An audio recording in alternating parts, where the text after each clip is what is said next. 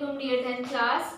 आज हम exercise start कर रहे हैं 5.2 है और 5.2 का जो क्वेश्चन नंबर 1 है उसमें से आपने जो स्मार्ट सिलेबस के अकॉर्डिंगली क्वेश्चंस करने हैं वो मार्क कर लीजिए। Kindly open your books and page number है 91 और 91 पेज नंबर पे क्वेश्चन नंबर 1 का आपने 5th पार्ट करना है, 6 करना है एंड 8 करना है। ठीक है, तो अभी जो मैं आपको करवाने जा रही हूँ है वो है 6 वाला पार्ट।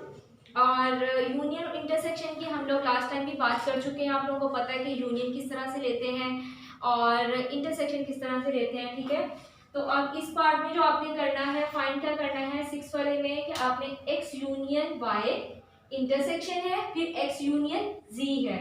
ये 6 वाला पार्ट है आपका। ठीक है, अब यहाँ पे देखो, आप लोगों को पता है कि हमेशा हम ब्रैकेट वाला जो पार्ट होता है वो पहले सॉल्व करते हैं। तो इसका मतलब है पहले मैं x यूनियन y लूंगी, फिर x यूनियन z लूंगी और इनका जो आंसर होगा उसका हम क्या करेंगे, इंटरसेक्शन लेंगे। ठीक है, तो first of all let's start के x यूनियन हम y ले रहे हैं। x के वाली टर्म मैंने x वाला जो सेट है वो सारा लिख लिया, देन यूनियन है और फिर मैंने y वाला सेट लिख लिया।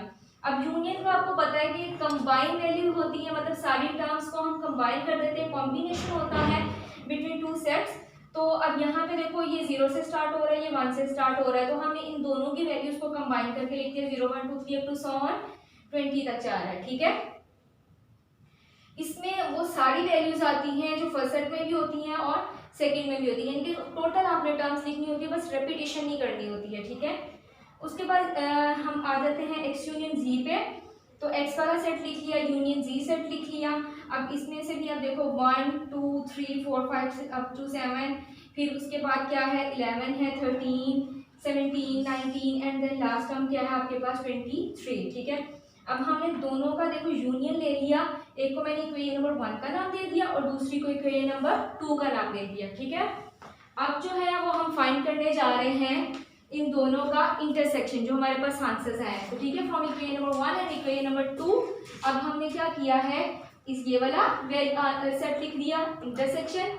अब इसका जो आंसर आया था वो हमने सेट लिख दिया। ठीक है, और इंटरसेक्शन में क्या होता है कि आपने वो वाली टर्म्स लिखनी होती है जो दोनों में सेम होती हैं। ठीक है, तो अब देखो यहाँ पे 1 इसमें भी है, 1 इसमें भी है, वो हम लिख लेंगे।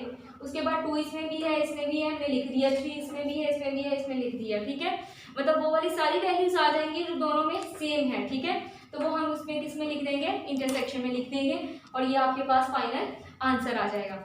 उसके बाद देखिएगा क्वेश्चन नंबर 2 जो है इसका उसमें है कि प्रूव करना है हमने कुछ आइडेंटिटीज को। प्रूव किस तरह से करना है कि वो भी ऐसे ही कि कुछ यूनियन लेना है, इंटरसेक्शन लेना है। उसमें ये है कि उसमें आपकी जो दोनों साइड है वो इक्वल आनी चाहिए। ठीक है, तो पहले आप क्या करोगे, टेकिंग लेफ्ट हैंड साइड का आंसर निकालोगे and then right hand side लोगे, उसका आंसर निकालोगे और आप देखोगे कि एट द एंड वो दोनों आंसर जो होंगे वो आपके सेम होंगे। ठीक है, तो इसका मतलब है फिर हम नीचे क्या लिख देंगे, has proved left hand side is equal to right hand side.